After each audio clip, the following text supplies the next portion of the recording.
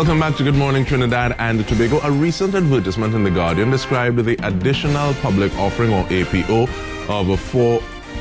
and it was saying that it's the perfect opportunity for local individual and institutional investors to acquire shares in the Point Lisas-based producer of propane, butane and natural gas, Phoenix Power Gas Processors. Now, Dominic Rampersad is the president of Phoenix Power Gas Processors Limited, and I can say PPGPL because I actually was there for a little bit. And Jerry C. Brooks is the chairman of the National Gas Company of Trinidad and Tobago Limited. Good morning, gentlemen. Welcome. Good morning, DK. Good morning, Trinidad and Tobago. Good morning, everyone. Why this new APO? The APO offers 40.248 million shares, B-class shares, in Trinidad and Tobago National Gas Limited. The APO does two things. One is that it provides the government with an opportunity to raise about $845 million. Two, I think it's a continuation of government's philosophy of divesting companies. These are well-run companies or parts of that company at the appropriate time to members of the public. Thirdly, it's an opportunity for members of the public to acquire shares in an institution, both at the individual level and at the institutional level. And fourthly, it's an opportunity to deepen and widen our capital markets. That's the Trinidad and Tobago Stock Exchange. So those are the four objectives. And I think TTNGL offers a wonderful opportunity to have a stake in the largest producer and of propane, butane, and natural gas in the Caribbean. So it's a chance to participate in the energy of Trinidad and Tobago. So many times people hear NGC and we know what NGC stands for. Phoenix Power Gas Processors Limited. What is their role? What do they do? Phoenix Power Gas Processors Limited is a subsidiary of the NGC. Essentially, the core business of Phoenix Power is to extract the natural gas liquids out of the gas that comes to Point Lisa. So all of the gas that the NGC brings to Point Lisas comes to Phoenix Power first. We extract the propanes, the butanes, and the natural gasolines, fractionate them into individual products, and export all of them to the Caribbean and Central American markets. We also get a similar stream of product from Atlantic LNG. There's a pipeline that connects Atlantic LNG to Phoenix Park. So as part of the LNG process, they also produce natural gas liquids as a byproduct. Those natural gas liquids come to Phoenix Park. We commingle them with the liquids we extract from the NGC gas, fractionate all of it, export all of it. And that's very simply what we do as a business.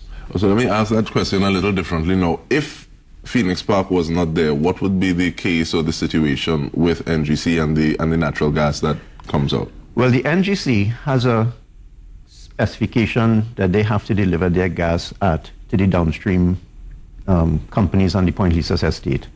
When those liquids remain in the gas, it pollutes the catalyst of the ammonia and methanol plants and therefore increases the operating cost of those plants.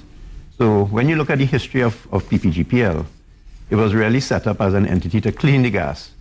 And as the business evolved, we realized that, well, hang on a second, this has a lot of economic value. And therefore, the whole business of Phoenix Park was born. But without Phoenix Park, the liquids will remain in the gas, and those liquids does pose some maintenance challenges for the companies on the Point Lisas industrial estate. Mr. Brooks, with regard to the APO, what is the window that we're looking at? What time to what time? The window that we're looking at, it opened on Monday, and the window that we're looking at is to June 28. And the way the APO works is that individuals are going to be allocated 60% of the potential 40.2 million shares. And individuals are going to be guaranteed shares up to 2,000 shares. The second grouping is the mutual funds and the unit trust corporation. So if you're a member of the UTC or if you're a mutual fund, you are allocated up to 10%. The next 15% relates to the pension plans, trust funds, and credit unions. In fact, this is a brilliant opportunity for credit unions to increase their dividend yield. The next grouping is the National Insurance Board and other similar national insurance boards across the Caribbean, and then other companies at 5%. So what the share is doing is that it provides the widest possible participation to individual investors and or institutional investors and or pension plans. So it's a good share in the sense that, one, it provides a dividend yield of 7.14%. Let me repeat that, 7.14%. DK, that is the highest dividend yield on the local stock exchange. If you compare that to the money that you earn in the bank, you earn approximately 1% in the bank. If you went after government paper of 10, 15, or 20 years vintage, you are getting between 4 and a maximum of 5.25%.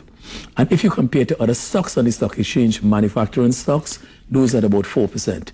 The financial services stocks, including FCB and Republic Bank, etc., those are at around 3.9 to 4.1% return. If you take a look at the retail distribution, people like the Levers and the Whitcos, which are the higher yielding stocks, those are in the less than 5% category, 5.1. This share is at 7.1% dividend yield. The return that you've gotten on the share since the inception of the IPO, which was in October 2015, is 25.4%. So it is, you have the opportunity for capital appreciation. The share is priced at $21. The share up to May 23rd was trading at $22, in some cases $22.50 just prior. So what you are receiving is that you are receiving a 4.5% discount on the share, plus the opportunity to earn a dividend yield of 7.14%. So there are many, many attractive points about the share, and Dominic, I'm sure, will want to speak about PPGPL, the underlying company, and how well that company has been performing. Please. Well, DK, you remember last year, low oil prices, gas curtailments. At the end of 2016, Phoenix Park delivered its financial results, and we showed a 15% increase in earnings over 2015. Now, for a company in this sector, under those circumstances, that's a phenomenal accomplishment. And what we did was, we really took a look at our operating efficiencies, but also our operating costs. Between 2015 and 2016, we reduced our operating costs by 160 million TT dollars in 2 years. We didn't send them anyone. We just looked at the way we were doing our business. We looked at what we could do in-house, and we just increased our efficiencies to be able to produce those types of cost savings. We also strengthened our market presence, and we started doing things to get further inroads into our markets and secure some of our core markets like the Eastern Caribbean market. And last but not least, we also developed what we, within the NGC, what we call the NGC group approach, which meant that rather than Phoenix Park existing on its own, we started to pool our resources with the other companies within the NGC group, look for synergies, look for scale. And we had a very good example in our insurances. In 2016, we went to the market to renew our insurances. And for the first time, what we did was we took the Phoenix Park portfolio, combined it with the NGC portfolio, National Energy portfolio, and the NGC CNG portfolio, went to the market. Mr. Brooks and I, we went to Houston and to London and came back to Trinidad with a 25.2% cost savings in our insurances. That's just one example. And there are many other examples in terms of consultancy fees, you know. So 2016 was a phenomenal year. In 2017, we are projecting a 12% growth in earnings over 2016. And as at the end of May, we are already ahead of target. We are already ahead of target as at the end of May. And that is premised on two key factors. One, product prices have recovered. We've seen a recovery in crude oil prices, even though it fluctuates. Between quarter one of last year and quarter one of this year, product prices have improved by 42%. And we've seen a concurrent increase in our earnings.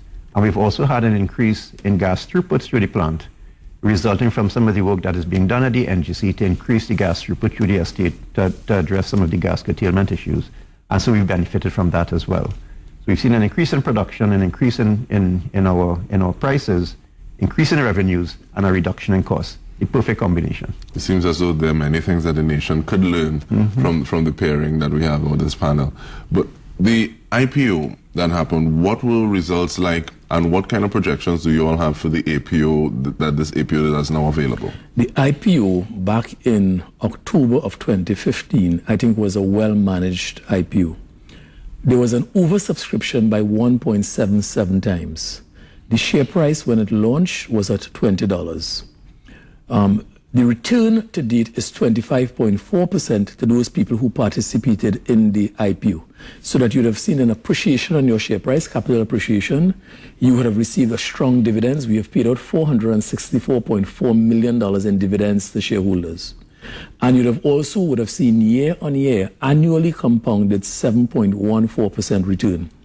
The APO, the feedback that we get is very, very enthusiastic feedback from institutions and from individuals. The share has performed extremely well. I think potential shareholders and existing shareholders are encouraged not only by the dividend yield, but by the potential for growth. One of the things that we're looking at Phoenix Park is that we have made the company lean, agile, and fit for purpose. And therefore, the company excels in a low-cost environment, so that as prices begin to come back, as Dominic pointed out, 42% year-on-year in terms of propane, butane, and natural gas pricing, all of that is going to flow to the bottom line. The plant right now is operating at about 75% capacity. Its plant capacity is 1.9 BCF of gas. We've had a couple more finds of gas locally. Savannah and Macadamia add 2 TCF of gas to Trinidad and Tobago. You had truck coming on stream, the Trinidad Regional Onshore Compression Project, which added 200 million scuffs. You've had Juniper, which has added 590 million scuffs. And you have Angeline. These are agreements signed by the NGC, which will provide approximately 570 in 2019. So we are very encouraged, one, by the gas finds. We are very encouraged by the fact that the plant can add more capacity, and all of that is going to go straight to the bottom line. We have made a company lean, agile, and fit for purpose. And what is also very attractive to shareholders is the potential to pay shares, to pay dividends in US dollars. Our shareholders asked us at the 2015 annual general meeting whether we would consider paying our dividends in US dollars. In 2016, at our April meeting, we passed resolutions, the shareholders passed resolutions allowing the company to pay dividends in US dollars. So there is the potential, as we go further ahead, to pay dividends in US dollars. That will drive the return from 7.14% because of the exchange rate appreciation impact to close to 12%. There is no share that's paying 7%. And when one gets into double figures, that's a double whammy. The other interesting thing, DK, is that because the company earns its revenue in US dollars, every month, Dominic and the team cut a check in US dollars back to NGC and back to TTNGL. The exchange rate benefit because of the appreciation of the US dollar against the TT dollar is 4.5%.